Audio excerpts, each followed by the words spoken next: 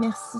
Donc, bonjour à tous. Je vous remercie d'avoir répondu présent à ce troisième atelier qui est le dernier atelier avant les congés d'été. Donc, comme les précédents, cet atelier est enregistré et le support de présentation est disponible sur le site de l'AMU. On vous l'a mis également dans le chat. Donc, je vous demande, comme pour les précédents ateliers, je vous demande de poser vos questions uniquement par le chat, ce qui me permettra de partager vos questions au CISIRH. Et je vous remercie de ne pas activer vos micros pour le bon déroulement de cet atelier. Donc, nous allons commencer cet atelier. Nous allons aborder dans un premier temps les profils cotisants, les grades NNE et la gestion des indemnitaires. Donc, j'ai également rajouté dans cet atelier des sujets qui ont été traités lors d'autres ateliers du CISIR. Et nous allons donc aborder également la PNA, la rupture conventionnelle, le congé de transition professionnelle. Et nous terminerons sur des actualités et des informations complémentaires que j'ai jugé utile de vous partager. Donc, nous allons traiter par la première partie de cet atelier par des sujets qui ont été abordés lors de l'atelier employeur animé par le CISIR pour les ministères. Cet atelier a eu lieu le 12 février 2021 et donc les documents qui sont présentés sont les documents qui ont été présentés lors des ateliers ministériels. Comme pour les précédents ateliers que j'ai animés, j'ai complété ces documents, ces diapositives, par des commentaires qui se trouvent dans les commentaires des diapos, mais j'ai également complété par d'autres diapos lorsque j'ai jugé utile de vous apporter des précisions, des informations complémentaires. Donc, en premier lieu, le profil cotisant. Donc, je voulais faire un petit rappel sur ce qu'était le profil cotisant suite aux questions que vous aviez posées lors du premier atelier. J'ai souhaité donc vous faire une slide sur la définition précise du profil cotisant.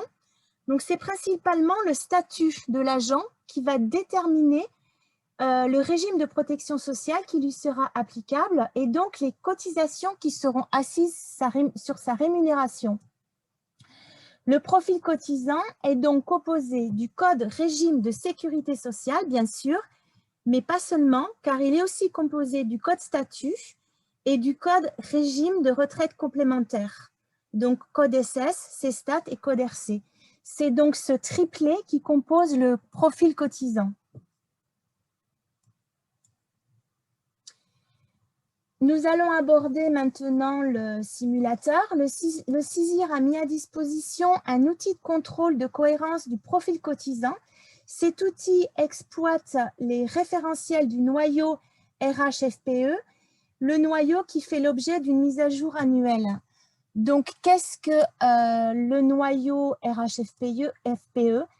Le noyau RH-FPE est constitué de l'ensemble des référentiels RH nécessaires au bon fonctionnement de tous les SIRH de la fonction publique d'État qui l'utilisent, et cela sur l'ensemble de la chaîne RH paye de l'État, gestion administrative, paye et post-paye. Le CISIRH met donc à disposition un outil qui s'appelle le simulateur de profil cotisant, qui devrait permettre aux gestionnaires de préciser le fondement juridique, c'est-à-dire le texte réglementaire sur lequel s'appuie le recrutement. Et le fondement juridique déclinera ensuite les seuls codes stat correspondants. Le fondement juridique et le code stat sélectionné déclineront les seuls codes SS applicables. Le fondement juridique, le code stat et le code SS sélectionnés déclineront ensuite les seuls codes RC compatibles. Donc, cet outil est accessible via le réseau RIE. Donc, je vous ai mis dans le commentaire ce que signifie le RIE, mais également les liens pour demander à votre service informatique de vous permettre d'accéder au RIE. Cependant, je suis consciente des difficultés que rencontrent certains établissements pour accéder à ce simulateur. C'est pourquoi je voudrais faire un petit sondage et vous poser 2 questions. Donc, Karine, est-ce qu'on peut poser les questions qui sont en lien avec le RIE aussi? Oui, ok. Alors par contre, vous allez voir là, je ne sais pas pourquoi ça m'a mis après une question où il n'y a pas de titre et pas d'option. Donc, il y a juste la première question qui compte et après, je lancerai le deuxième sondage pour la deuxième question. Tu peux me dire du coup, Véronique, c'est bon? Alors, moi, je vois la question. Donc voilà, c'est rencontrez-vous des difficultés d'accès au simulateur de profil cotisant? Oui, non, je ne sais pas, je n'ai pas essayé d'y accéder. Je ne sais pas, je ne connaissais pas l'existence de ce simulateur. Voilà, ne tenez pas compte de la question 2. Je pense que vous allez peut-être quand même être obligé d'y répondre, mais c'est surtout la question 1 qui nous importe. Alors, pour l'instant, Véronique, j'ai 63% de réponses sur je ne sais pas, je ne connaissais pas l'existence de ce simulateur. Alors, j'ai combien de votes? 71 sur 103, 72. Allez, on attend encore quelques secondes. 75, c'est bon pour tout le monde? Ah, ok. Merci, Régis. Il me précise qu'on est obligé de répondre à la 2. OK. Et je n'ai pas réussi à la modifier ce matin parce que la conf était lancée. Bon, je pense que ça ne va pas vraiment changer les pourcentages. Donc, je mets fin à ce sondage et je vais vous partager les résultats. Est-ce que là, tout le monde voit les résultats? Donc, on a 2 tiers sur je ne connaissais pas l'existence de ce simulateur. Oui, donc effectivement, je vous en avais parlé lors d'un des ateliers qu'il y avait ce simulateur. Il est également disponible, enfin le lien est également disponible sur le site de l'AMU. Cependant, il est accessible exclusivement par le RIE. Donc, ça pose un petit souci. Alors, je vais voir si je peux y accéder. Alors, j'arrête de partager les résultats, Véronique. Ok, je vais voir si je peux y accéder brièvement. Non, ça ne marche pas le lien, apparemment. Si, ok. Alors, il y a des établissements qui disent qu'ils n'ont pas accès parce qu'ils ne sont pas RCE, donc ils n'ont pas accès. Alors, ce n'est pas un problème de RCE, c'est un problème, enfin, d'après ce que j'ai compris, techniquement, les VPN qui sont utilisés dans les établissements sont des VPN via le réseau Renater et donc via l'identité du réseau Renater. Donc, il faut être adhérent au réseau Renater, mais la majorité des établissements le sont pour pouvoir accéder au réseau Renater.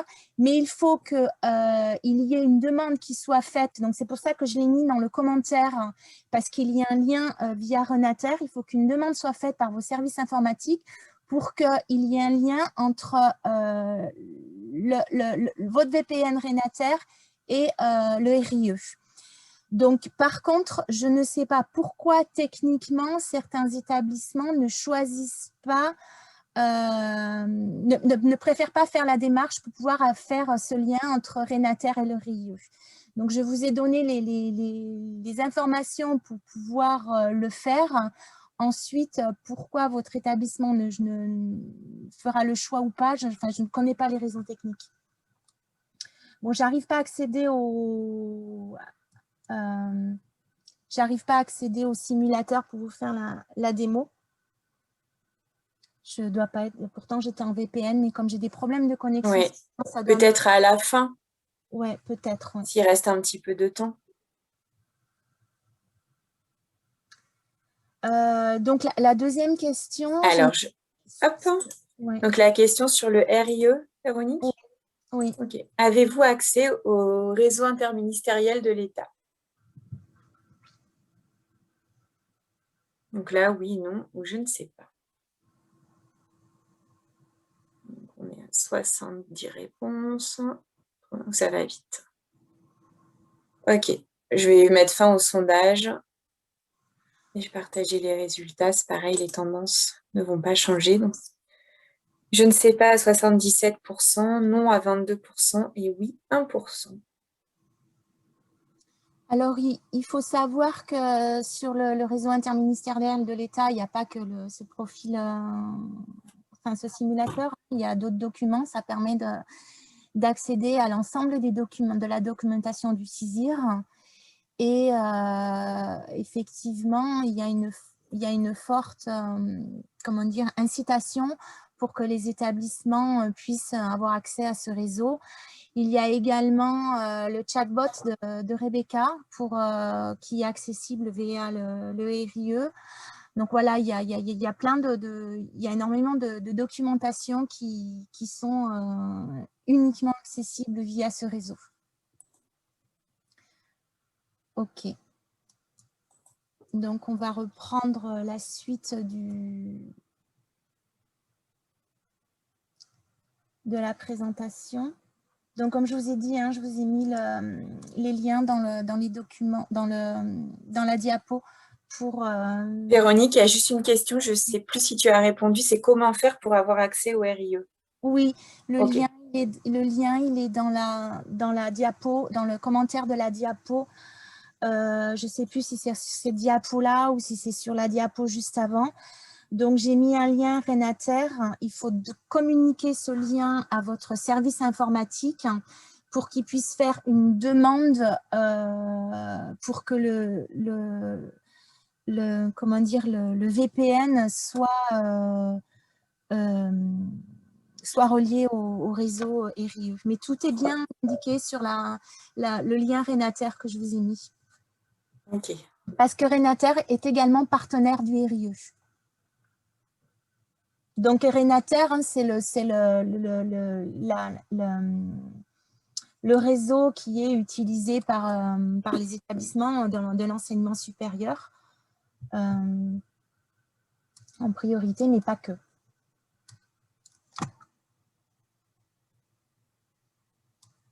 OK. Voilà, donc nous allons maintenant aborder les grades NNE. Donc, au niveau des grades NNE, il convient d'utiliser exclusivement les grades NNE qui sont répertoriés dans le Tablint, soit les grades NNE spécifiques à chaque population, soit les grades NNE génériques.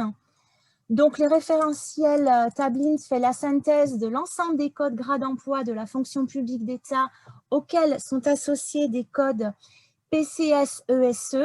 Alors, les codes PCS-ESE, c'est la nomenclature des professions et catégories socio-professionnelles des emplois salariés des employeurs privés et publics de l'INSEE. Ces codes PCS-ESE sont eux-mêmes associés à des codes éléments, des codes compléments, pardon. Il y a donc une cohérence entre le code grade NNE, le code PCS-ESE et le code complément PCS-ESE. Si le code grade n'est pas présent dans le Tablint, des rejets seront présents dans le CTDSN, le concentrateur traducteur de la DSN. Dans la partie commentaires, je vous ai mis le lien pour télécharger la nomenclature code emploi statutaire de la fonction publique d'État sur NetEntreprise. Mais le Tablint peut vous être fourni également par votre SLR. Je pourrais vous diffuser le Tablint qui a été diffusé pour la paye de juin si vous le souhaitez. J'ai récupéré le Tablint de juillet, mais je ne l'ai pas encore, comment dire, il est en format ODS, donc je ne l'ai pas encore mis en format XLS, donc il n'est pas, enfin, pour le moment, utilisable. Il faut que je fasse une conversion. Donc, si vous souhaitez, je l'enverrai par mail aux participants. Si votre SLR ne vous le communique pas. Mais vous pouvez le demander à votre SLR. Les grades NNE sont donc contrôlés du dépôt des DSN. Si un agent a un grade erroné, cela provoque un rejet DSN. Un grade erroné peut notamment venir d'un grade qui est obsolète. Vous avez ici un exemple dans le cadre de la mise en œuvre du dispositif PCR, dans lequel, lors de la mise en œuvre de ce dispositif, vous avez reclassé massivement les agents dans les nouvelles grilles indiciaires. Ainsi, si le reclassement n'a pas été effectué et que les agents demeurent sur d'anciens grades NNE qui sont maintenant périmés dans le référentiel Tablint, cela provoquera des rejets dans le CTDSN. Il est donc important de ne plus utiliser ces anciens grades qui sont maintenant devenus obsolètes et qui ne sont donc plus présents dans le référentiel Tablint, car cela risque de provoquer des rejets DSN. Alors, dans cette diapo, il est également fait référence de la norme NEOD. La norme NEOD, cela signifie norme d'échange optimisé des données sociales. C'est la norme de la DSN.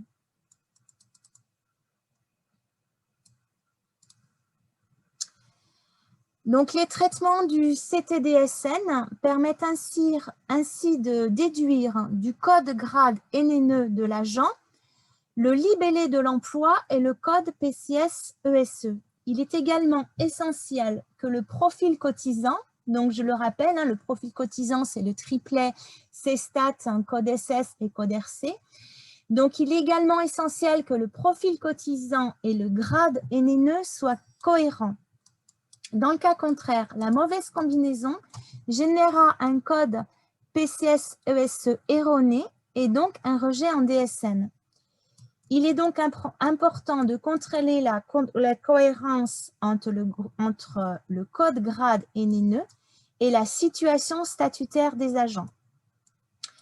Certaines règles doivent ainsi faire l'objet de consignes claires, notamment pour les grades NNE de vacataires ou d'indemnitaires. Nous reviendrons plus tard sur ces consignes pour les grades NNE de vacataires et d'indemnitaires.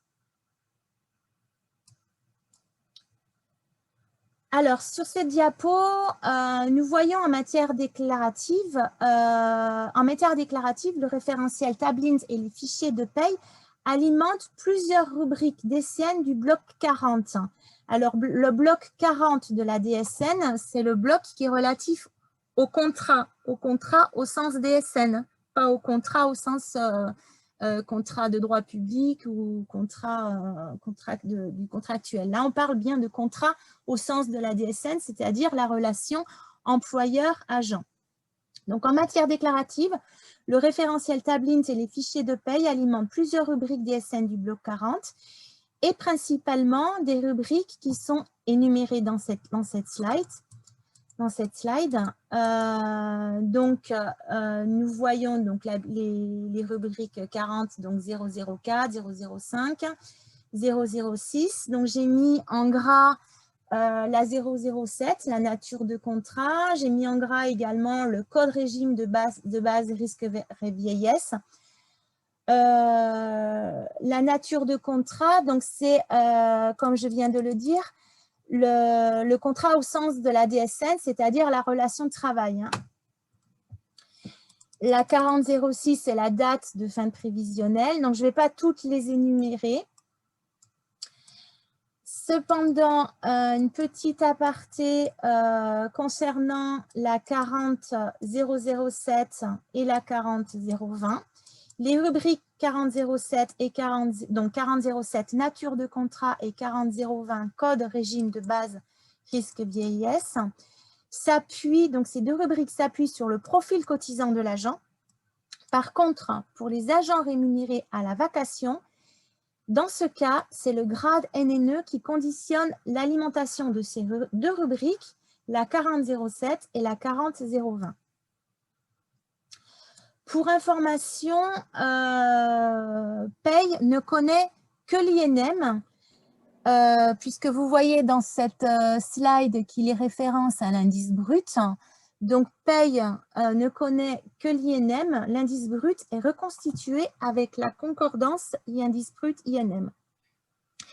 Il avait été posé la question lors d'ateliers du CISIR si une discordance entre l'indice et le grade NNE pouvait provoquer un rejet.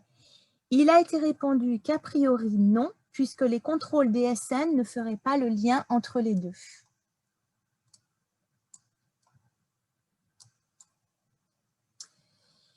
Ensuite, les rubriques 40.010, date de fin prévisionnelle, et 40.012, quotité travail, et 40.026, statut d'emploi, sont alimentés automatiquement à partir du grade NNE de vacataire.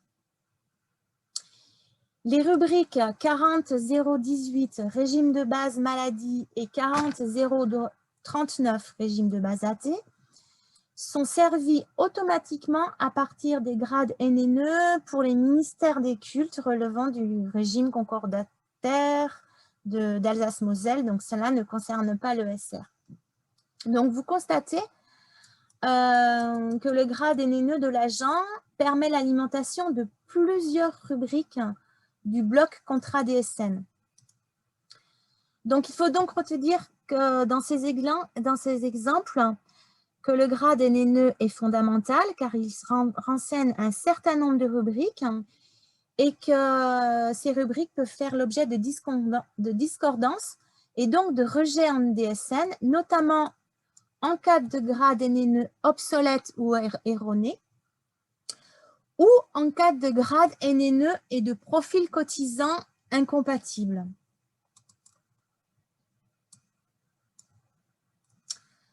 Alors, dans cette slide, vous trouverez un exemple d'erreurs qui ont été constatées en DSN où des codes grades sont erronés. Dans la valeur en entrée KO dans la première colonne, donc je ne vais pas faire le détail parce que de ce tableau. Donc, je vais passer à la slide suivante où nous trouvons une explication de quelques erreurs constatées en DSN. Une explication précise, un code grade est erroné car le corps égal à 00, code corps 00, ce corps égal à 00 indique que c'est un emploi fonctionnel et qu'il ne peut y avoir de code 01 dans le code grade. Il est aussi expliqué que dans paye, il peut y avoir la création de dossiers avec des codes qui n'existent pas dans le tableau si le mouvement 01 est forcé. Donc, l'agent sera payé, bien évidemment, puisque le SLR forcera le mouvement, mais cela provoquera un rejet DSN sur son dossier. L'exemple qui est en bas de cette slide est un exemple qui est dans la slide précédente pour le code le code corps 00, le code grade 01 et le code emploi 0890. Donc là, ce n'est qu'un exemple, mais c'est surtout pour vous montrer que la cohérence qu'il y a entre les codes grades NNE et les erreurs qui sont constatées en DSN. Cette slide évoque des codes grades de réservistes, donc je vais passer rapidement dessus. Juste pour information, dans cette slide, il est indiqué COSP. COSP, ça veut dire collaborateur occasionnel du service public, qui ne concerne pas que les réservistes. Alors, nous allons maintenant aborder la déclaration des indemnitaires. Juste, je bois. Excusez-moi, je bois un petit peu parce que j'ai la gorge sèche. Donc, nous allons maintenant aborder la déclaration des indemnitaires. Donc, vous trouverez dans cette diapo la définition de la notion de l'activité accessoire. Alors, cette définition indique qu'un agent public peut être autorisé à cumuler une activité secondaire à son activité principale et que cette activité est communément appelée activité accessoire sous réserve qu'elle ne porte pas atteinte au fonctionnement normal, à la dépendance ou à la neutralité du service. Sont énumérées ensuite les conditions d'exercice de cette activité accessoire.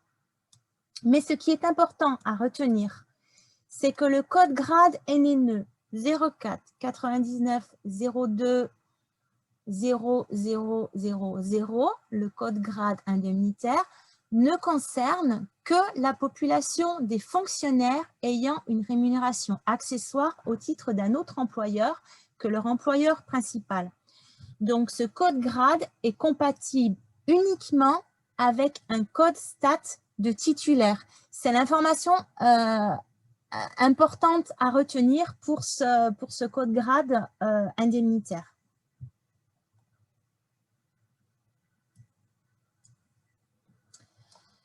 Il est précisé dans cette diapo également qu'on fera la distinction entre les deux typologies de rémunération accessoire selon que l'activité secondaire est effectuée auprès de son employeur ou d'un autre employeur. Dans le cas où l'activité secondaire est effectuée pour le compte du même employeur, la rémunération correspondante n'a pas besoin d'être distinguée des autres primes et indemnités perçues par le fonctionnaire. Sa déclaration peut être réalisée au mois le mois. Dans le cas où l'employeur dispose de tous les éléments nécessaires au calcul au mois le mois des cotisations RAFP, activité secondaire dans un budget annexe d'un même établissement par exemple, cette rémunération secondaire peut également être déclarée au fil de l'eau. Dans le deuxième cas, dans le cas où l'activité secondaire est effectuée pour un autre employeur, on parle dans ce cas-là d'un employeur secondaire. L'employeur principal doit avertir l'employeur secondaire à partir du 31 décembre de l'année N de l'assiette disponible pour chacune des activités secondaires de l'agent au prorata des sommes versées pour cet employeur secondaire. Cette activité est effectuée, payée et déclarée sur l'année N. Les cotisations RAFP par agent et par employeur sont versées par l'employeur secondaire dans l'année N+1 au titre de l'année N. La déclaration au RAFP ne s'effectuera qu'une seule fois par an. Elle est gérée hors paye et hors DSN.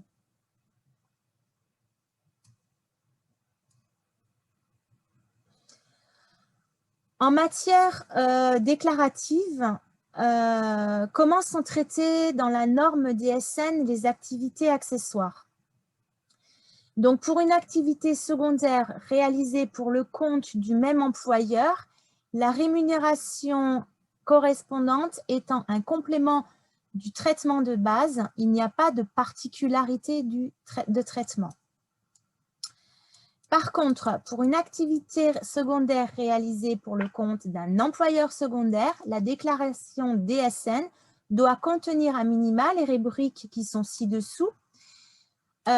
Prise en charge d'un dossier de paye dédié avec le code NNE indemnitaire 04 99 02 0000 avec un indice à 0 dans le mouvement 01 et une mise en paiement de la rémunération accessoire par un mouvement indemnitaire portant du code IR adéquat. IR, indemnité retenue.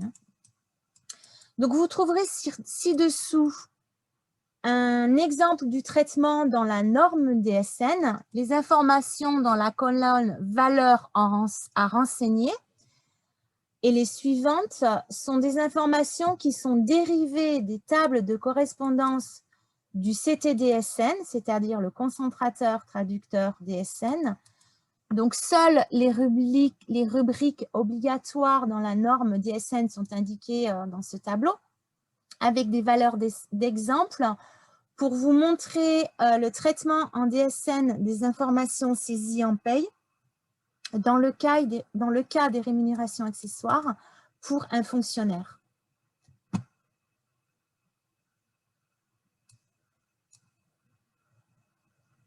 Donc ça, c'est la suite de ces tableaux avec également des valeurs renseignées qui sont des valeurs renseignées par le concentrateur DSN à partir des données de paye.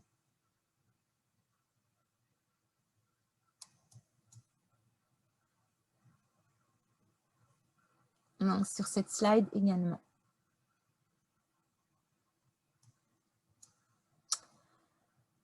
Alors, vous avez dans ces diapos vous aviez donc dans les diapos des exemples d'informations, dans les diapos précédentes, un tableau avec des informations qui sont renseignées. Et dans ces diapos, il y a quelques explications. Par exemple, pour la rubrique 40007, nature du contrat, une valeur 52 est renseignée, la valeur 52 qui correspond au cumul d'activités à titre d'accessoire. Cette valeur est créée pour déclarer une activité secondaire effectuée par un fonctionnaire, car cette valeur dérive du grade NNE indemnitaire de l'agent.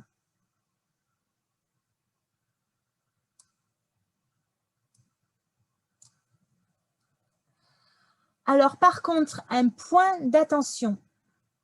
Dans le cadre d'une activité secondaire réalisée pour le compte d'un employeur secondaire, il ne faut jamais utiliser le grade de l'activité principale. Le grade de l'agent, il ne faut jamais utiliser le grade de l'activité principale.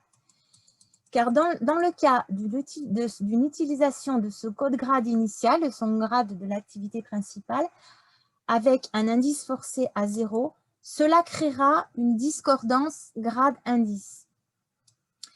Ce qu'il faut retenir, c'est que dans le cas d'un agent fonctionnaire qui dépend d'un autre employeur et qui réalise une activité accessoire, comme par exemple un jury de concours dans votre établissement, c'est l'exemple qui est donné dans cette slide, ce qu'il faut retenir, c'est qu'il faut utiliser le code grade NNE indemnitaire 04 99 02 0000.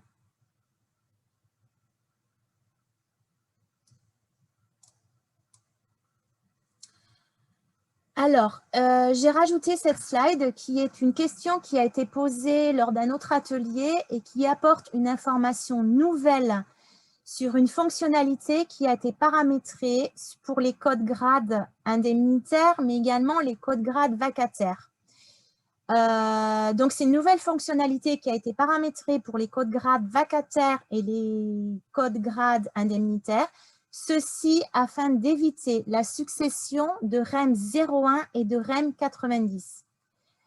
La fonctionnalité a donc été paramétrée pour les codes grades vacataires 04 99 01 0000 et les codes grades indemnitaires 04 99 02 0000.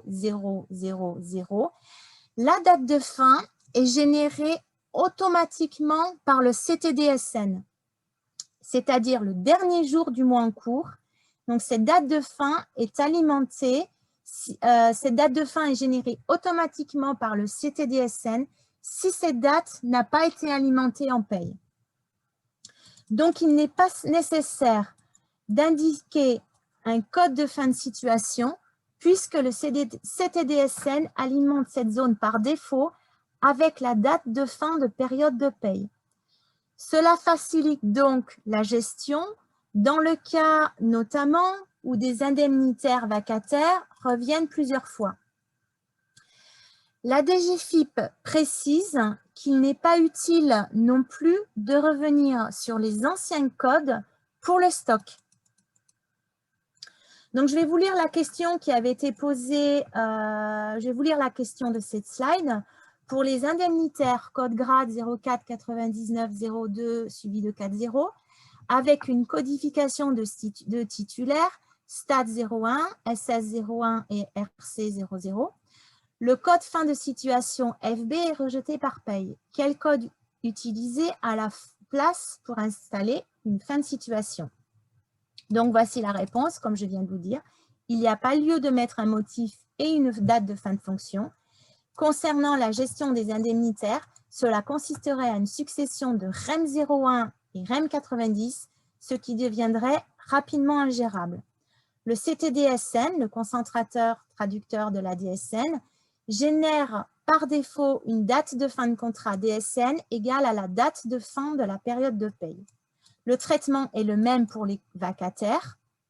le code grade NNE 049901 suivi de 40. En ce qui concerne l'utilisation des nouveaux codes, il avait été donné jusqu'à fin juin au ministère pour se mettre à niveau. On ne va pas recodifier si les codes 5 fonctions étaient 90, 91, 92, 94, 94, 98, etc. présents dans le fichier. Par contre, pour le 96, il est à proscrire ce code fin situation 96. Il est à proscrire, c'est ce que j'avais dit lors d'ateliers précédents.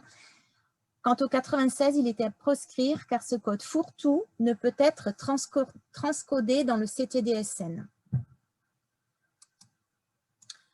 En ce qui concerne la gestion des agents ayant plusieurs dossiers indemnitaires, rémunération accessoire, donc sur la gestion, pardon, en ce qui concerne la gestion des agents ayant plusieurs dossiers indemnitaires, rémunération accessoire, sur les rémunérations accessoires, la principale recommandation, au-delà du profil cotisant et du grade NNE, la mise en place de la carrière de l'agent, plus l'appel. Ah, je vous remercie de bien vouloir couper vos micros, s'il vous plaît. Oui. Donc, sur les rémunérations accessoires, la principale recommandation, au-delà du profil cotisant, est de ne pas oublier de fermer le dossier par une REM 90 une fois que l'agent a terminé son activité accessoire afin de ne pas laisser le dossier ouvert sans rémunération parce que le CTDSN va fermer sa situation. Par contre, en paye, ça ne sera pas fermé. Donc, il est… je me suis mis en USB. Hein. Merci de bien vouloir couper vos micros. On vous entend. Une fois que l'agent a terminé son activité accessoire, il ne faut pas oublier de fermer le dossier par une REM 90 afin de ne pas laisser le dossier ouvert sans rémunération. Alors pourquoi? Parce qu'en effet, un dossier laissé en REM 01 sans rémunération et sans motif est apuré au bout de 2 années pleines dans l'application Paye-Paysage et n'est pas apuré au bout de 2 ans si une opposition ou une retenue est présente dans le dossier accessoire dans la REM 01. Qui indique que l'agent est en activité.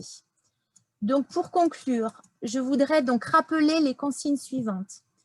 Le code grade indemnitaire 04 99 02 suivi de 40 est compatible uniquement avec un profil cotisant de titulaire. On utilisera le code grade vacataire 04 99 01 suivi de 40 avec un profil cotisant de non titulaire. En ce qui concerne les vacataires d'enseignement, comme les CEV et les ATV régis par le décret de 87, selon l'activité principale de l'intéressé, le profil cotisant sera soit un profil cotisant de titulaire, soit un profil cotisant de non titulaire. On utilisera donc, en fonction du profil cotisant, donc de l'activité principale, le code grade NNE 04 99 02 suivi de 40 pour les titulaires et 04 99 01 suivi de 40 pour les non titulaires. Le code grade NNE et le profil cotisant dépendent donc de la situation de l'activité principale de l'intéressé. Je vois qu'il est 10h20. Avant de continuer, je vous propose de faire une petite pause de 15 minutes si vous le souhaitez, parce que j'ai besoin de boire un petit peu. Donc, je pense que pour vous, vous avez besoin de faire une petite pause également. Donc, je vais voir au niveau… Alors, par contre, je ne vois pas les commentaires. Véronique, il y a pas mal de questions, mais je te les transférerai après. Je n'ai pas voulu interrompre ta présentation. Oui. Alors, donc là, du coup, tu veux les prendre maintenant ou tu veux plutôt après la pause? Alors, je vais regarder. Alors, par contre, du coup, je vais arrêter le partage. Bon, je vais noter qu'on était à la slide 24. Donc, on est à la 24. Ouais. J'arrête le partage.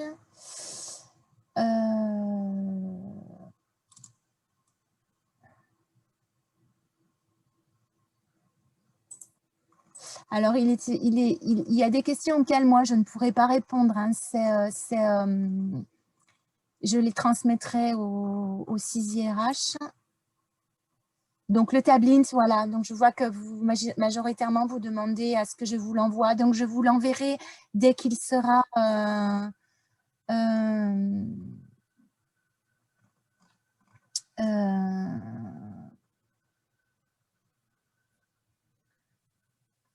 alors, doit-on avoir un code grade indemnitaire différent pour les contractuels et titulaires? Oui. Le code grade indemnitaire, c'est le grade NNE indemnitaire qui concerne uniquement les titulaires et le code grade vacataire concerne les contractuels. Hein. Donc, c'est le profil cotisant qui va déterminer le code grade. Date de fin prévisionnelle en date...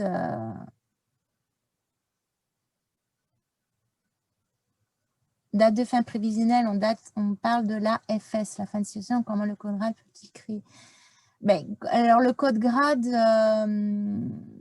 détermine, lorsque c'est un grade indemnitaire et lorsque c'est un grade vacataire, il n'y a pas lieu de mettre de date de fin prévisionnelle et date de fin de situation, parce que ce code grade va générer, comme je l'ai dit dans les slides, va générer en DSN automatiquement le renseignement d'une date de fin.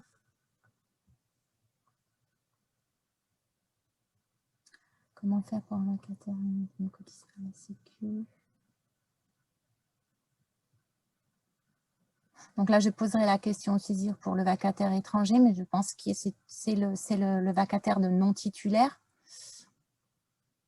Le vacataire, le code grade de vacataire.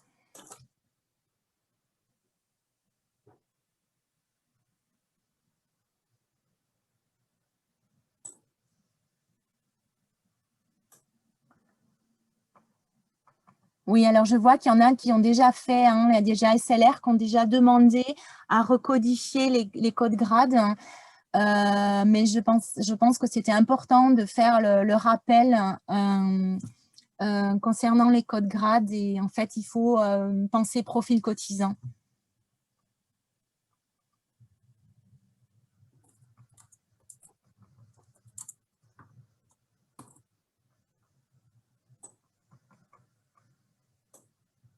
Alors, le code grade indemnitaire pour les allocataires chômage, j'en parlerai plus tard. J'en parlerai à une notion de slide à la fin dans les actualités.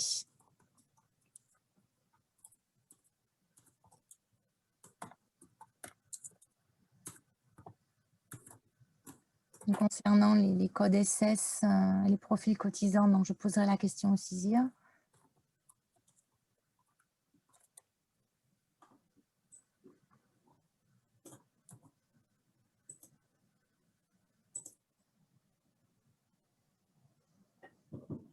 Alors, il y a une question que je vais poser au CISIR concernant la rémunération accessoire d'un fonctionnaire qui vient de la fonction publique territoriale ou de la fonction publique hospitalière, parce que j'avais vu une question dans le cas d'une rémunération accessoire. Certains d'entre vous mettaient le code stat CL. Or, pour moi, le code stat CL correspond à un code stat de détaché. Or, je pense que le code stat 01 concerne l'ensemble des titulaires, ne fait pas de distinction entre fonction publique territoriale et fonction publique hospitalière et fonction publique d'État. Mais je souhaite avoir la confirmation sur ce point au niveau du CISIR, parce que je ne pense pas qu'il faille mettre le code stat CL, puisque comme je le répète, le code stat CL est un code stat de titulaire détaché provenant de la fonction publique territoriale ou hospitalière. Donc, on n'est pas dans le cas d'un détachement. Oui, la date... concernant la date de fin pour indemnitaire, il n'y a pas lieu de mettre une date de fin pour ces grades-là, que ce soit les grades d'indemnitaire ou les grades de titulaire. Donc, les deux que j'ai cités tout à l'heure, les 04 99 02 suivi de 4,0 et le 04 99 01 suivi de 4,0. Donc, la fonction est en cours de paramétrage ou est déjà paramétrée pour que le CTDSN mette automatiquement une date de fin qui correspond au dernier jour de mois de paye. Donc, ce qui vous évite, vous, de mettre une date de fin. Par contre, ce qui est très, très important, c'est que lorsque l'agent est parti et a fini de faire la rémunération, a terminé son activité accessoire chez vous, que vous sachiez qu'il ne va pas revenir, de bien mettre fin à son dossier de paye. Oui, c'est une bonne nouvelle, effectivement.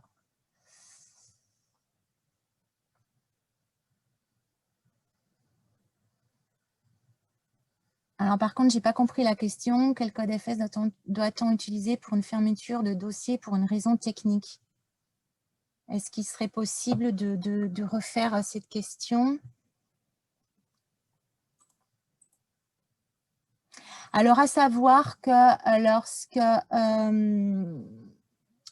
il n'y a pas, lorsque vous mettez, lorsqu'il y a au niveau du code FS, celui-ci est mis automatiquement dans certains cas, mais ce code FS concerne, veut dire mutation.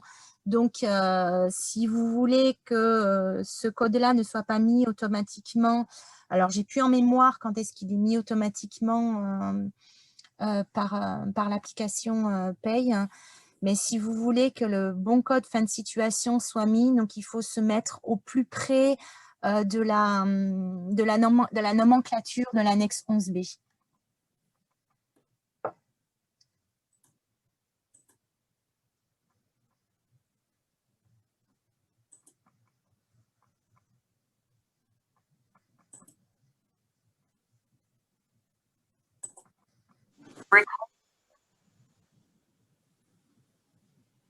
Ok, après, c'est d'autres questions que je transmettrai au CISIR.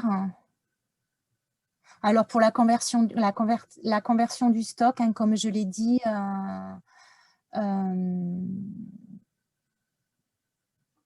il n'y a pas lieu de le faire.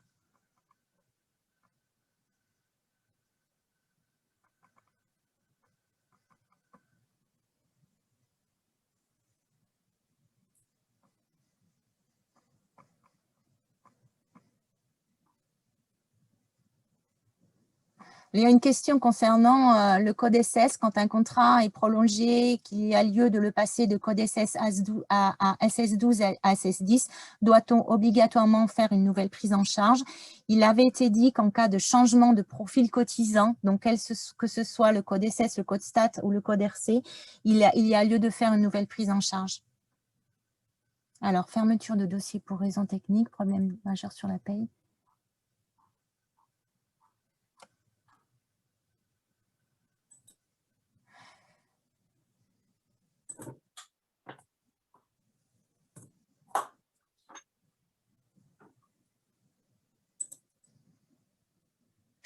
Je comprends pas la question concernant la fermeture de problème majeur sur la paye qui est difficile à voir, impossible à régulariser sans créer un nouveau dossier de paye.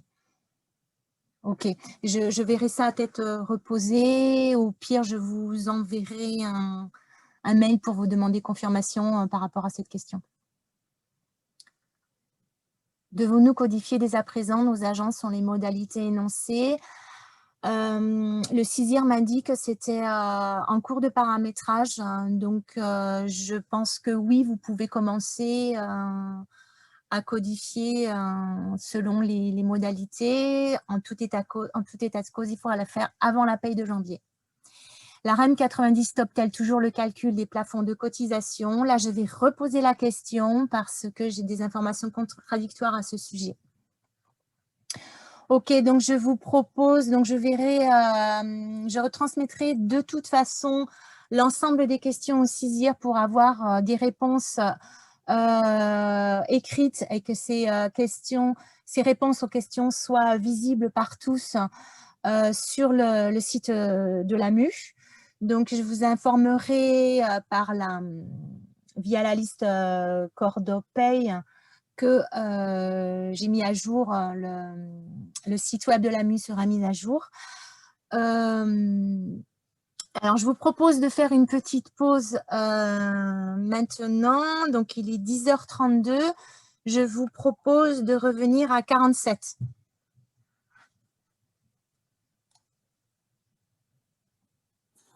Est-ce que vous êtes d'accord sur cette pause?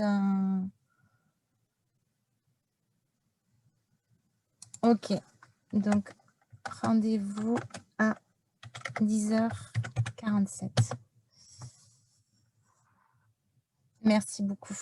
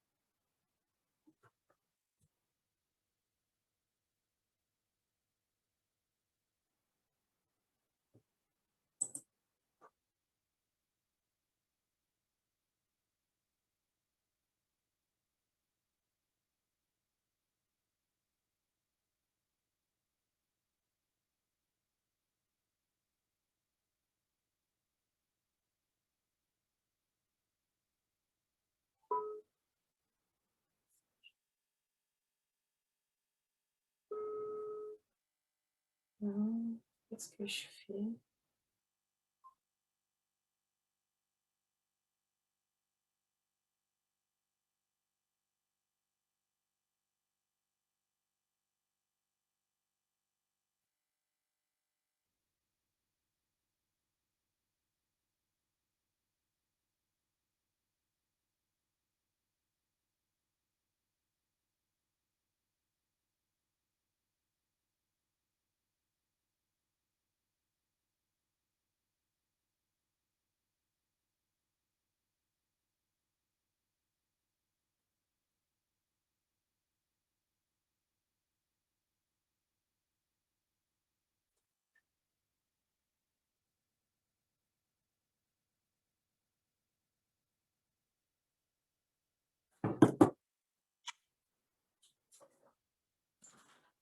Ah, Maléo? Tu t'ennuies?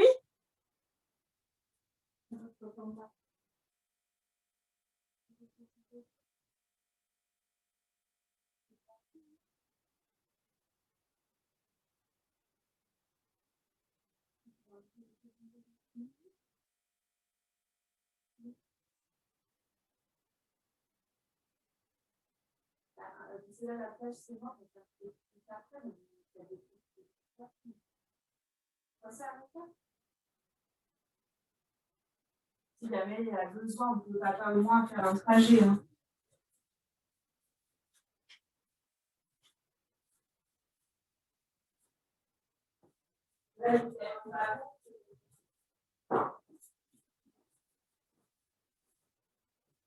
J'en irai à la maison.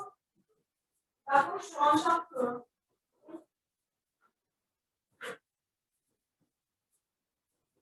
Je regarde la cuisine.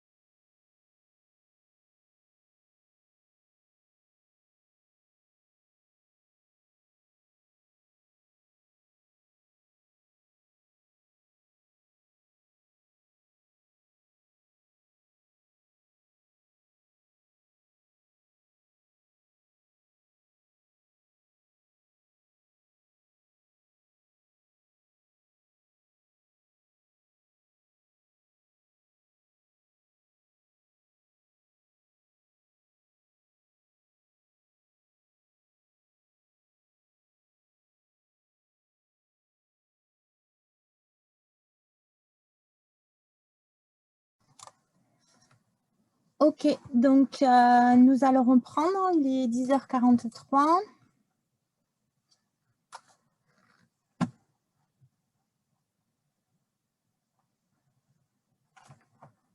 Alors, donc nous étions donc sur une question, focus sur la gestion des indemnitaires, une question qui avait été posée lors donc d'un des ateliers que j'ai souhaité vous mettre à la suite des informations sur la gestion des indemnitaires. Et maintenant, nous allons faire un petit focus sur un point particulier concernant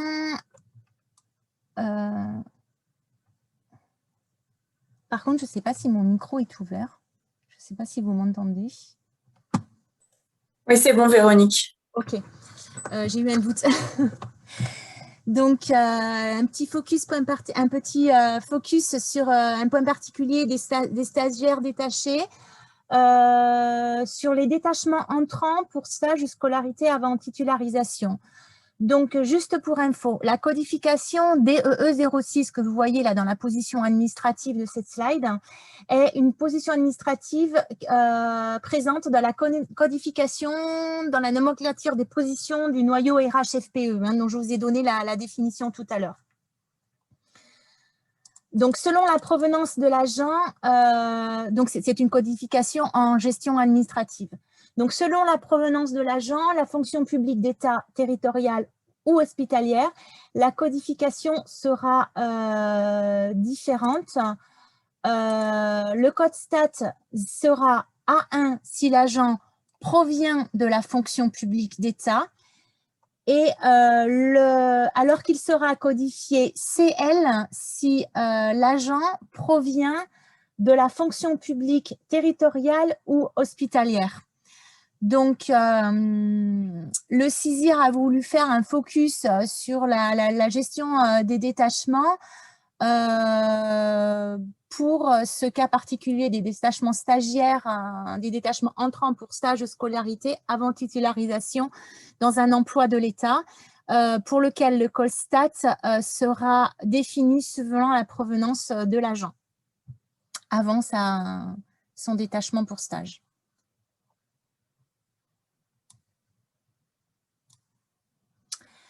Alors, maintenant, nous allons aborder une deuxième partie de cet atelier. Nous allons aborder les sujets de l'atelier employeur qui a été animé par le CISIR le 5 mai 2021. Pardon. Sinon, ça fait un peu loin. Alors, cet atelier a fait l'objet principalement de focus sur des actes de gestion, de la position normale d'activité, la rupture conventionnelle et le congé de transition professionnelle. Je vous donnerai les définitions de la PNA et du congé de transition professionnelle. La rupture conventionnelle, je pense que ce n'est pas la peine de donner une définition puisque c'est une nouveauté induite par la loi transformation publique. Alors, donc nous allons maintenant parler de la PNA, la position normale d'activité. Alors, je vous ai reporté la définition, les références réglementaires et les cas d'utilisation de cette position dans les commentaires de cette diapo. En bref, la PNA permet aux fonctionnaires de l'État d'exercer toute affection afférente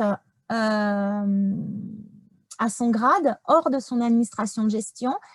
Donc, il permet aux fonctionnaires de l'État d'exercer toute fonction afférente à son grade en administration centrale, en service déconcentré, en service à compétence nationale, en autorité administrative indépendante, en établissement public, qu'ils dépendent de leur ministère ou d'origine ou d'un autre ministère.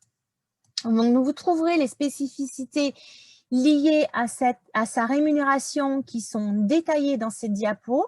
Mais je vais aller au principal pour indiquer que l'agent qui est en PNA est rémunéré par son administration d'accueil selon les modalités et de son administration d'origine, mais que la PNA n'est pas un détachement.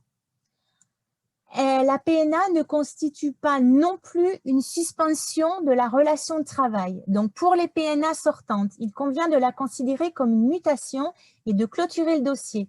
Le service d'origine doit arrêter la paye avec un régime de rémunération, une REM 90 et une fin de situation FS, qui correspond à mutation, avec une date de fin à 3 ans, car les nouvelles PNA sont limitées à 3 ans renouvelables. Les anciennes étaient illimitées. Certaines anciennes étaient illimitées. Pour les PNA entrantes, rémunérées, on ne peut anticiper que pour les nouvelles PNA, car celles-ci sont limitées à 3 ans renouvelables, il convient d'indiquer un motif de fin de situation future FS avec une date de fin à plus 3 ans de la prise en charge. Le cas échéant, motif et date sont à prolonger si l'agent prolonge sa PNA suite à un accord de son administration d'accueil. Alors, pour rappel, les codes fin de situation débutant par F étoile sont des fins de contrat au sens de la DSN qui fonctionnent avec le REM 90 et pas avec le REM 30. Les PNA et les mises à disposition ne font pas l'objet d'un suivi particulier en DSN, à la différence des détachements, des disponibilités et des congés parentaux qui sont suivis d'une manière particulière en DSN et dont vous retrouvez les consignes de codification qui sont liées à l'annexe 11B. Ces consignes, je vous en avais parlé lors du premier atelier, et le document, les consignes de codification liées à l'annexe 11B, ce document est également disponible sur le site web de l'AMU dans la rubrique documents utiles. Non, documents d'analyse, pardon. Je vous informe également qu'il existe une fiche consigne de la série des incontournables. Il s'agit de la fiche incontournable numéro 8, la gestion de la position normale d'activité. Je vous mettrai le lien de cette fiche à la fin du oui, parce que j'ai toujours pas accès au chat, je ne sais pas pourquoi. Donc à la fin de cet atelier. Il faut que je me le note parce que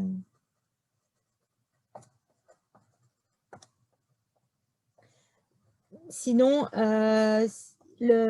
toutes les fiches des incontournables sont disponibles sur le site web de l'AMU dans la partie les incontournables justement.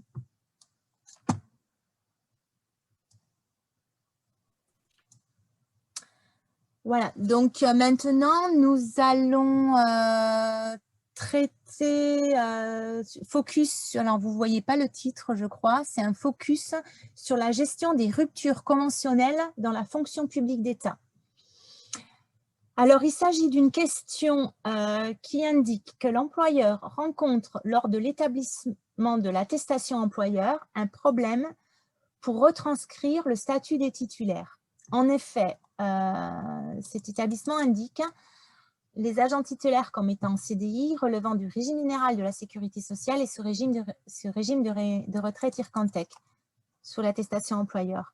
Il précise que ce n'est pas bloquant pour l'indemnisation des agents et la convention de gestion passée avec Pôle emploi a établi cette marche à suivre. La question est la suivante, est-ce que la mise en place de la DSN permettra à Pôle emploi d'identifier à terme, lors de la prise en charge du demandeur d'emploi, un agent titulaire de la fonction publique? Donc la réponse est la suivante, effectivement dans l'annexe 11B, il existe un code fin de situation FW et ce code qui est le code fin de situation correspondant à la rupture conventionnelle. Ce code FW sera transcodé dans la DSN en 043 rupture conventionnelle et c'est cette transcodification qui permettra d'indiquer la fin de contrat pour ce motif. Donc, toujours dans la DSN, le montant de l'indemnité sera présent dans la rubrique 52002 avec comme code 01, ce qui correspond à l'indemnité spécifique de rupture conventionnelle. Pôle emploi saura donc à terme qu'il s'agit d'un fonctionnaire via l'indicateur de ce contrat qui sera renseigné en DSN par le code 50 nomination dans la fonction publique par arrêté, par décision, qui sera présent dans la rubrique 40007. Alors, à noter que le versement de l'indemnité spécifique de rupture conventionnelle entraîne un délai de carence qui pourra aller jusqu'à 150 jours calendaires et que ce délai de carence n'est pas demandé en DSN. Alors, pour rappel, comme je l'avais dit tout à l'heure, mais je le redis, la notion de contrat dont il est fait référence ici, c'est bien le contrat au sens DSN, qui doit donc être interprété comme la relation employeur-agent. Comme je vous l'avais expliqué lors du premier atelier, cette notion s'applique donc autant aux contractuels qu'aux fonctionnaires, puisqu'on parle de contrat au sens de la DSN, c'est-à-dire la relation employeur-agent.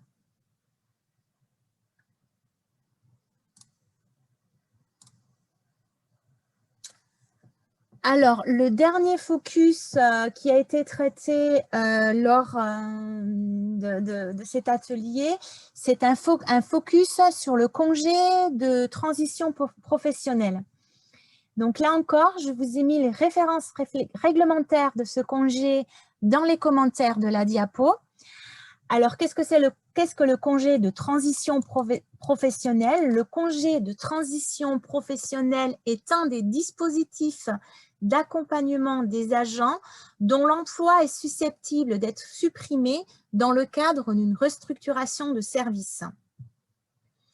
Ce congé permet aux agents concernés de suivre une nouvelle formation en vue d'exercer un nouveau métier au sein du secteur public ou privé. L'agent, durant ce congé, est donc en période d'activité, il conserve sa rémunération, mais il perçoit une indemnité de congé de transition professionnelle qui correspond à l'indemnité 22,86 et cette indemnité de congé de transition professionnelle correspond à 80% de son régime indemnitaire. Donc la question qui avait été posée, la question est la suivante. L'agent est en période d'activité et conserve sa rémunération. Dans le cadre des normes DSN, doit-on notifier une date de fin prévisionnelle pour ce congé? Le régime de rémunération restant en REM 01, doit-on notifier un code de fin de situation pour ce congé qui n'est pas une suspension? Alors, voici la réponse. Même si l'agent ne change pas de régime de rémunération, il reste en REM 01 et il n'y a pas de code de suspension décrit à ce stade dans l'annexe 11B. L'agent perçoit, comme je vous l'ai dit tout à l'heure, l'agent perçoit une indemnité spécifique en congé de transition professionnelle sous le code indemnité 22,86. Il convient donc d'arrêter les autres indemnités pendant ce congé de transition professionnelle. Donc, le montant de cette indemnité 22,86 correspond à 80% du régime indemnitaire dont l'agent bénéficiait à la date du placement en congé de transition professionnelle, à l'exception de certaines indemnités. Donc, vous avez le détail dans cette slide. L'agent en congé de transition professionnelle conserve son traitement brut et, le cas échéant, l'indemnité de résidence et le supplément familial de traitement. Donc, la codification attendue en paye sera, premièrement, l'arrêt du régime indemnitaire de l'agent et, deuxièmement, l'installation de l'indemnité 22,86 en mouvement 22. Et quand le congé de transition s'arrête, on gère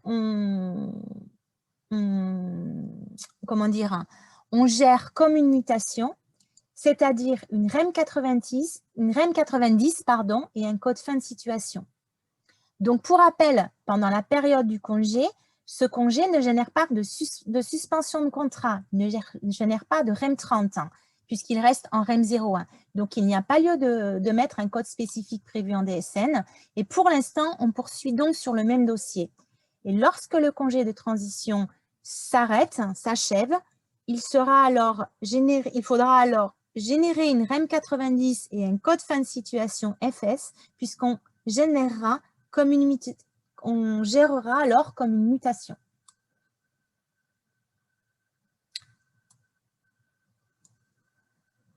Donc, j'en ai terminé pour les focus qui avaient été menés lors des ateliers qui avaient été menés par le CISIR, et je vous souhaitais vous transmettre des actualités ou des informations complémentaires sur les slides qui vont suivre. Alors, tout d'abord, une évolution dans les actualités, les évolutions futures.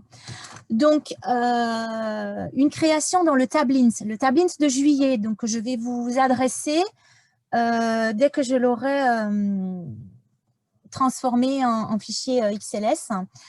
Dans le Tablins de juillet, alors j'ai pas eu le temps de le vérifier puisque j'ai pas pu le transformer, mais normalement dans le Tablins de juillet, il y a un nouveau grade qui a été créé, un code grade d'allocataire, les 04 99 14 suivi de 40. Ce code grade allocataire devrait être utilisé pour les dossiers de revenus remplacement, pour les indemnités qui suivent. Je vous ai mis le détail de ces indemnités dans le tableau ci-dessous. Et ces indemnités, enfin, c'est les dossiers de revenus de remplacement dont la mise en paiement sur le dossier principal pose des difficultés en DSN. Par contre, pour cela, pour l'utilisation de ce nouveau grade, même s'il est présent dans le Tablins, il est impératif de ne rien faire pour le moment et d'attendre les consignes de la DGFiP. Donc, j'espère les avoir de mon côté. Donc, si vous les avez également de votre côté, donc, ce que je vous demande, c'est de bien vouloir le transmettre à la communauté, puisque nous savons tous les difficultés que nous rencontrons tous pour les transmissions des informations de la DGFiP, pardon. Donc, pour le transmettre à la communauté, c'est via la liste Cordopay. Donc, il est impératif de ne rien faire pour le moment et d'attendre les consignes de la DGFiP. Une deuxième évolution, c'est une réflexion qui est engagée pour les allocataires d'invalidité temporaire qui n'ont actuellement qu'un seul dossier de paye. L'attendu pourrait être d'avoir 2 dossiers de paye, soit un premier dossier à suspendre sur la période de l'invalidité temporaire et un deuxième dossier d'allocataire. Donc là encore, c'est une réflexion. Donc, il faut attendre d'avoir les informations pour pouvoir mettre en place cette évolution. La DGFiP précise que pour l'ensemble des codes de revenus de remplacement, il faut normalement un deuxième dossier de paye. Et pour les prestations en espèces de l'assurance maladie, il faudra un deuxième dossier d'allocataire. À la question « Quelle date de fin devons-nous mettre ?» Il a été répondu qu'il faut saisir une date de fin prévisionnelle. Exemple, pour une disponibilité pour maladie, il faut saisir la date de fin prévisionnelle de la disponibilité.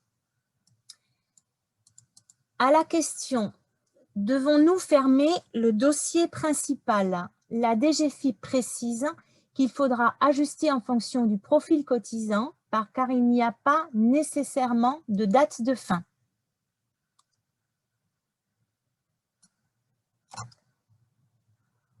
La deuxième ou troisième actualité que je voulais vous partager, cela concerne les rejets DSN pour lesquels il n'y a pas de correction à engager côté SIRH, donc côté paye également.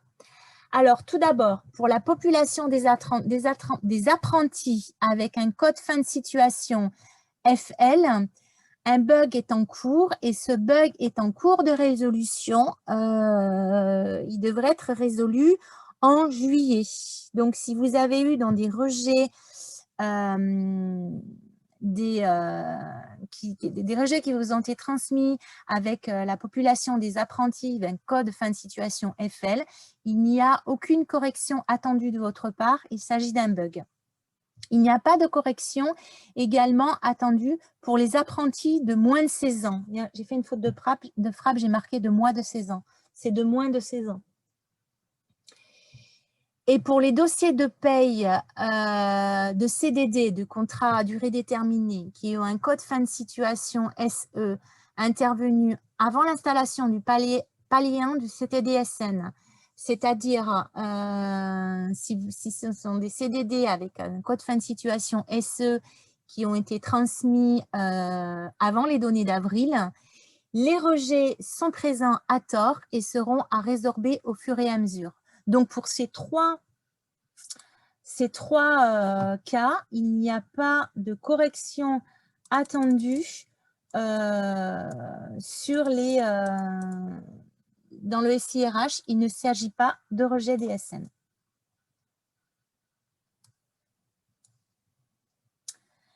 Une autre information complémentaire, cela concerne la REM 30 par anticipation. Donc, une précision concernant la REM 30.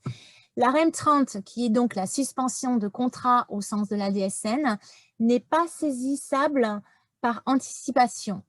Si rien n'est fait, une REM 90 est générée au lendemain de la date de fin prévisionnelle associée au motif du REM 30. Il y a également une information complémentaire concernant les SIRET sur les bulletins de paye. Donc, sur les bulletins de paye, vous avez pu remarquer que sont mentionnés deux SIRET. Donc, sur les bulletins de paye sont mentionnés les SIRET officiels de la structure chargée de la gestion RH et le SIRET du poste d'affectation. C'est pour ça qu'il y a deux SIRET sur les bulletins de paye.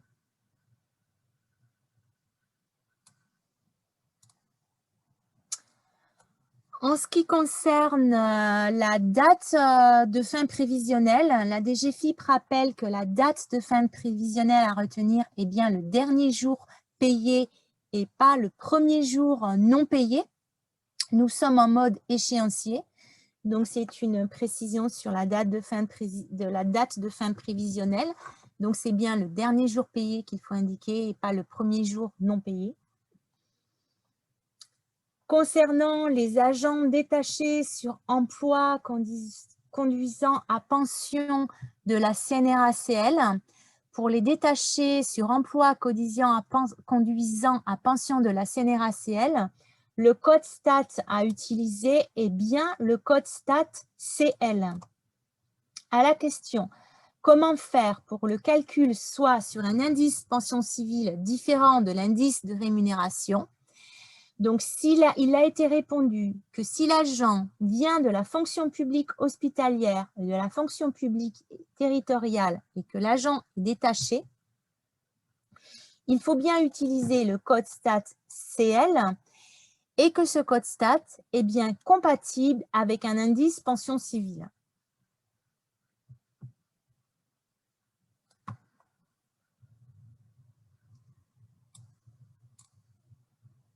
Voilà, donc nous avons fini pour ce troisième atelier.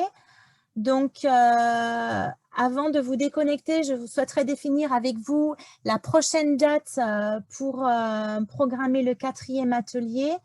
Je ne sais pas s'il y a des questions. Il y a des questions sur le chat, Véro. Ouais, donc du coup, je vais arrêter le partage. Ok. Alors.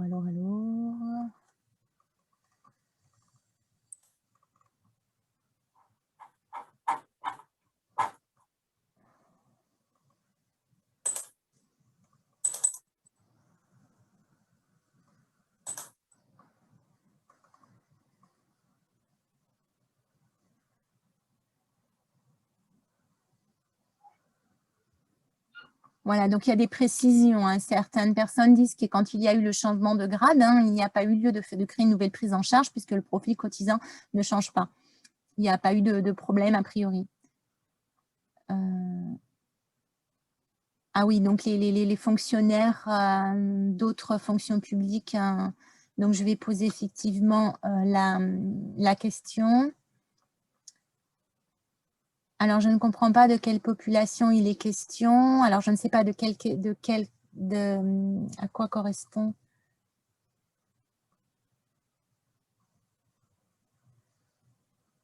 Concernant les détachements sortants qui datent de 2012.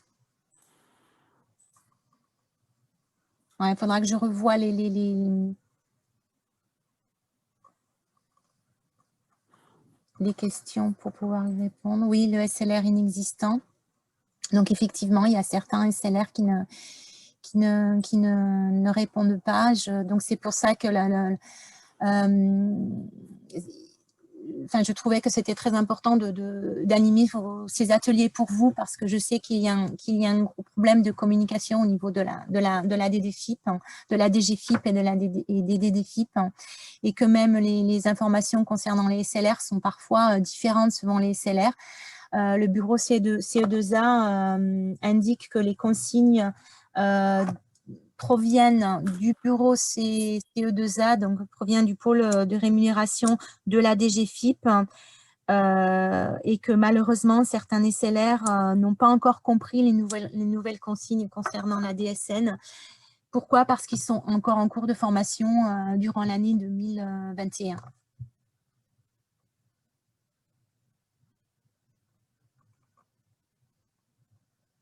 Donc, je poserai les questions effectivement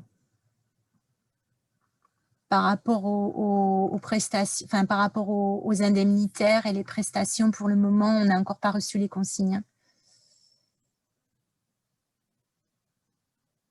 Donc, concernant la modification du deuxième SIRET, donc je poserai la question.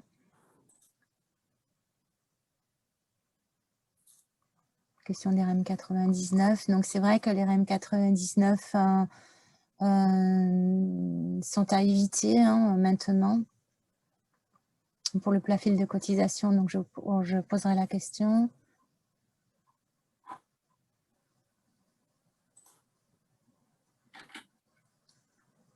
Concernant aussi l'indemnisation chômage, donc c'est une information qu'a donnée la DGFIP concernant le report d'indemnisation chômage. Donc, je vous ai reporté les informations qui m'ont été données de la DGFIP.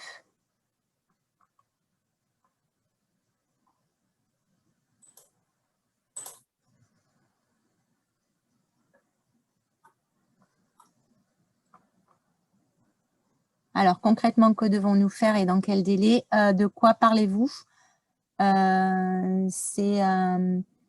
les informations que je vous ai données, donc ce sont des informations qui sont des actualités.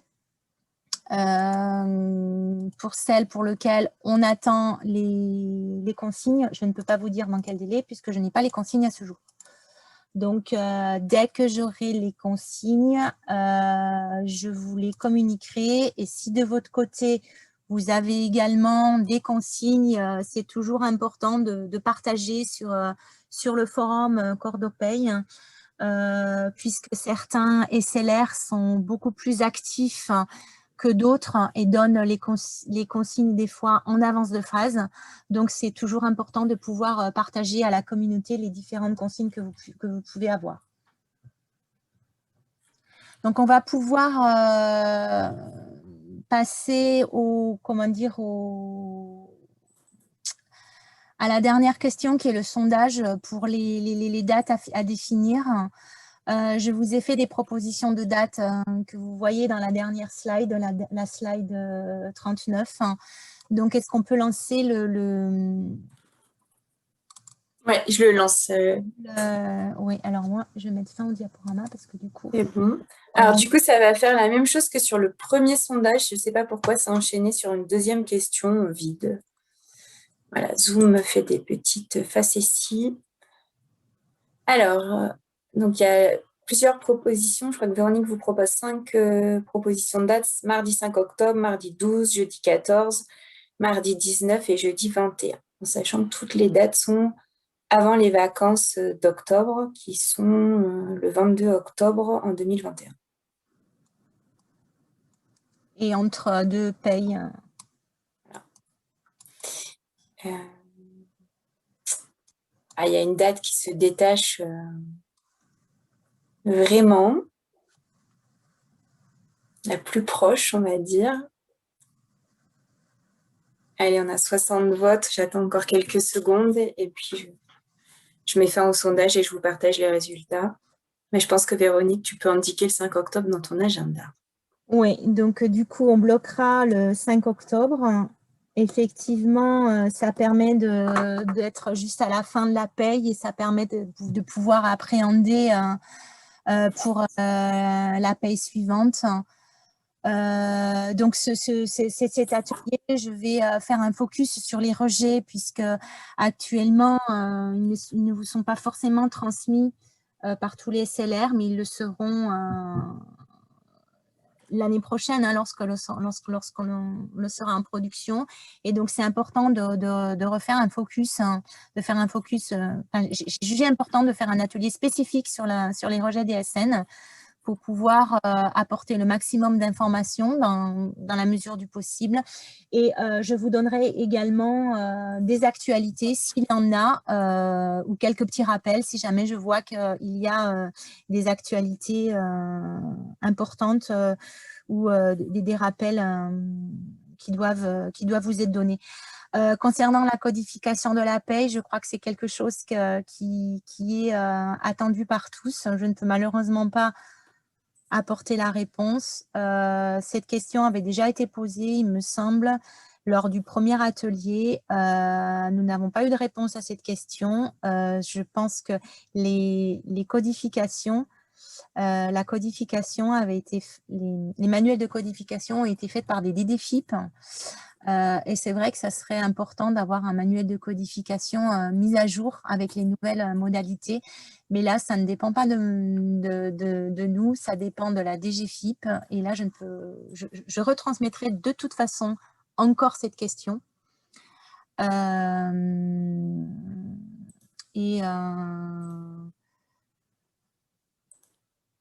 donc, et vous pouvez envoyer vos équipes à la formation paye AMU. Je ne comprends pas votre réflexion. Véronique, il y a eu des questions avant. Je pense que Régis dit qu'ils peuvent envoyer les équipes à la formation qu'il anime pour nous. Ah oui, effectivement. Donc, Régis Chadel nous indique qu'il anime des formations AMU. Donc, il y a une nouvelle, je crois que la prochaine est prévue en octobre, il me semble, sur la codification paye. Et les inscriptions à cette formation sont ouvertes. Elle a été remise, oui, voilà, c'est ça. Elle a été remise au catalogue. Moi, j'ai fait le forcing pour qu'elle soit remise au catalogue. Elle n'avait pas été mise au catalogue l'année dernière, donc j'ai fait le forcing pour qu'elle soit remise au catalogue. Et je pense que c'est important de suivre cette formation. C'est une formation donc 3 jours et qui effectivement permet de faire de faire des rappels et des précisions, et je vous invite fortement à vous y inscrire. Voilà, donc le prochain atelier donc aura lieu le mardi 5 octobre. Donc pour le moment, je vais la construire, donc j'informerai sur le forum Cordopay des dates, enfin de la date, pardon, pas de la date des ouvertures de l'inscription à ce dernier atelier. Mais je vous enverrai également un mail aux participants pour vous donner le lien d'inscription pour ce dernier atelier. Je vous remercie à tous. Et juste pour préciser, j'ai eu la question, on mettra à disposition l'enregistrement de l'atelier. Oui, donc là pour le moment, la personne qui s'en occupe à la com est en congé cette semaine. Donc je pense qu'elle sera mise à disposition, donc pas cette semaine, mais plutôt la semaine prochaine ou au plus tard d'ici une quinzaine de jours. Parce qu'elle est en congé, donc elle a besoin de congé comme tout le monde. Donc, je vous remercie d'être indulgent, d'attendre un petit peu, de patienter pour pouvoir voir le replay. Et concernant les questions, je ne sais pas si j'aurai les réponses du CISIR avant mon départ en congé. Moi, je pars en congé le 23 juillet. Donc, si je les ai avant mon départ, donc je demanderai de les mettre à disposition sur le site web de l'AMU. Sinon, ça attendra mon retour de congé le 23 août, je crois. Donc, je vous souhaite à tous une bonne fin de journée, un bon appétit et de bonnes vacances. Et je vous dis donc à la rentrée pour le dernier atelier qui va être donc sur les rejets DSN et les actualités, les informations que je pourrais vous transmettre. Je vous remercie à tous pour votre participation et bonne journée, bonnes vacances. Merci à tous. Merci beaucoup. Merci beaucoup.